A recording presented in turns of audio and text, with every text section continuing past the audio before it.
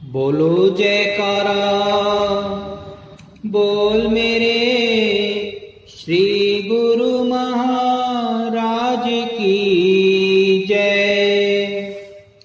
सभी गुरमुख प्रेमियों को इस दास की ओर से प्रेम भरी जय सच्चिदानंद जी।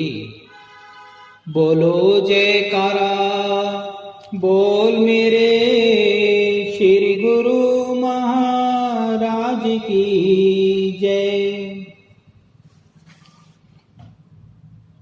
लालच विनाश का कारण। एक कथा है, एक बार भगवान श्री विष्णु जी एक गरीब ब्राह्मण का वेश धारण कर किसी नगर में पधारे और सत्संग की अमृत धारा बहाने लगे। हजारों की तादाद में लोग वहां आकर सत्संग श्रवण कर फायदा उठाने लगे। एक दिन उसी शहर का एक नामी सेठ भी वहां सत्संग सुनने के लिए आया।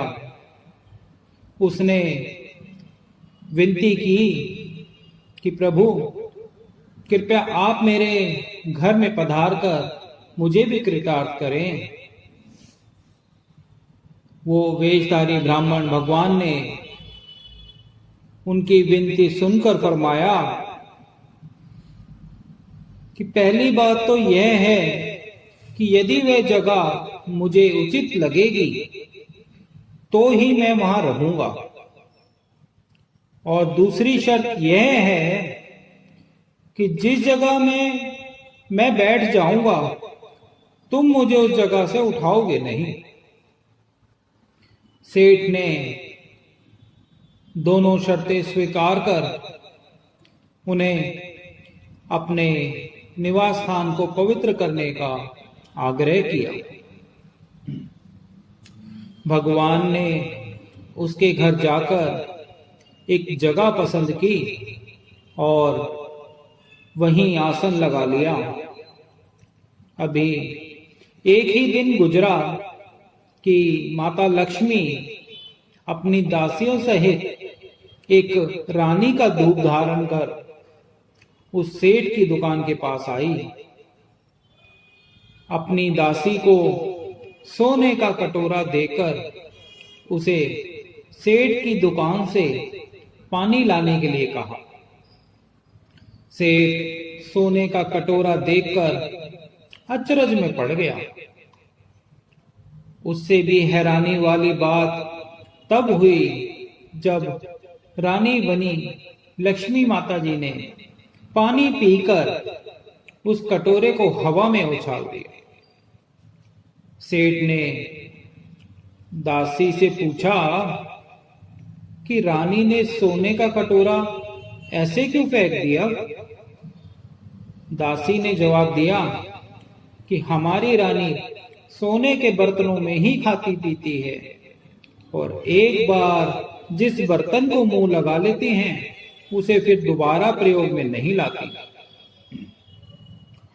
यह बात सुनकर सेठ के मन में लोभ आ गया, लालच आ गया और दासी से बोला कि अपनी रानी से कहो कि रास्ते की थकान उतारने के लिए 2-4 दिन मेरे घर में रहने।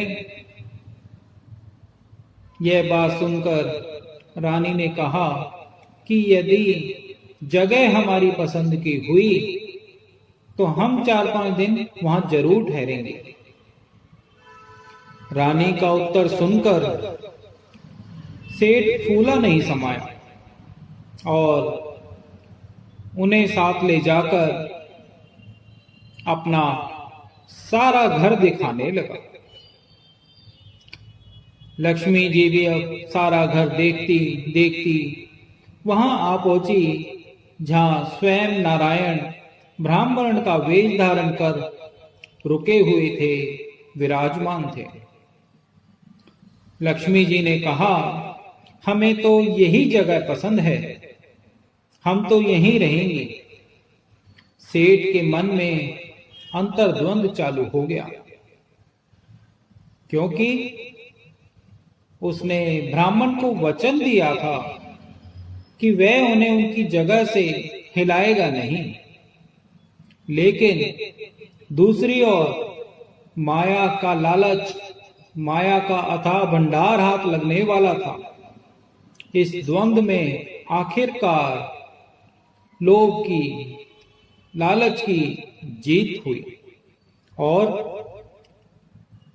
उसने उन ब्राह्मण जी को बाहर निकल जाने के लिए कह ही दिया। ब्राह्मण के इनकार करने पर लोभ के वशीभूत हुए उस सेठ ने क्रोध में आकर उन्हें काफी उल्टा पुल्टा कह दिया। इतना ही नहीं, अपने 2-4 नौकरों को बुलाकर उन्हें बाहर धकेल देने को कहा। लेकिन भगवान तो प्रेम और भाव के भूखे होते हैं। सेठ द्वारा यूं अपमानित किए जाने पर वे एक क्षण का विलंब किए बिना वहां से चल दिए। भगवान के चले जाने के बाद सेठ तुरंत ही जलपान इत्यादि लाने के लिए गया, ताकि लक्ष्मी जी से सोने का कटोरा प्राप्त हो सके। परंतु यह क्या देखा उसने, जैसे ही उसने वहां आकर देखा, लक्ष्मी जी वहां से गायब हो गई। लक्ष्मी जी तो वहीं रुकती हैं जहां स्वयं नारायण का वास हो। वे तो नारायण के पीछे पीछे ही आई थी और नारायण के पीछे पीछे ही चली गई। सेठ ने लोभ के वश में आकर नारायण को खो दिया, तो लक्ष्मी यहां कैसे लगेगी? केवल वह अपनी हथेलियां ही मलता रह गया। तो कहने का भाव यह है कि सुरती को गलत जगह पर लगाने का परिणाम भी गलत ही होता है। इसलिए हमारे पूजनीय संत बार बार फरमाते हैं कि अपनी सुरती रूपी पूंजी को ऐसी जगह पर सुरक्षित रखो जहां उसे किसी प्रकार का भय न हो। सुरती को हर दम सुरक्षित रखने के लिए ही उन्होंने श्री आरती, पूजा, सेवा, सत्संग, सुमिरन और ध्यान जैसे 5 अनमोल रत्नों की हमें बख्शीश की है। इन पर पूर्णतः अमल करते हुए जीव परमात्मा से एकाकार हो अपने जीवन को सकारक कर सच्ची खुशियां प्राप्त करता है।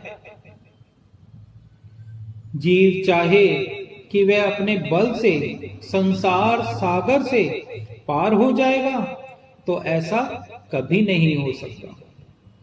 उसकी सहायता के लिए पूर्ण सत्पुरुष अपना अनामी लोक छोड़ इस धरा पर आते हैं और हर युग में अपने प्रेमियों की पुकार को सुनकर उन्हें भवसागर की उताल तलंगों से बचाते हैं। शब्द की डोर से उनकी सुरती को खींचकर वहां ले जाते हैं जहां काल का कोई भय नहीं रहता। वे मोक्ष के दाता हैं। जीव के जन्म जन्मांतरों के खाते वो लेखे को मिटाकर उसे दरगाह में सुर्खरोई दिलवा देते हैं। सुरती को पूरी तरह से निर्मल बनाकर उसे नाम के रस से ओत-प्रोत कर सारी तपन, सारी तृष्णा को बुझाकर अगम अथाह पद पर पहुंचा देते हैं।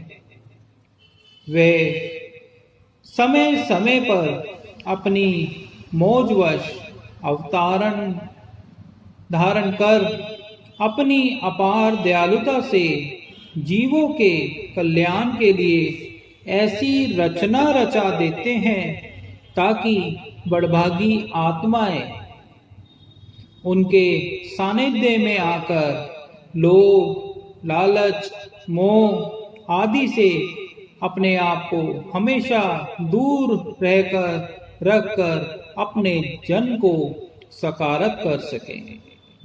बोलो जयकारा, बोल मेरे श्री गुरु महाराज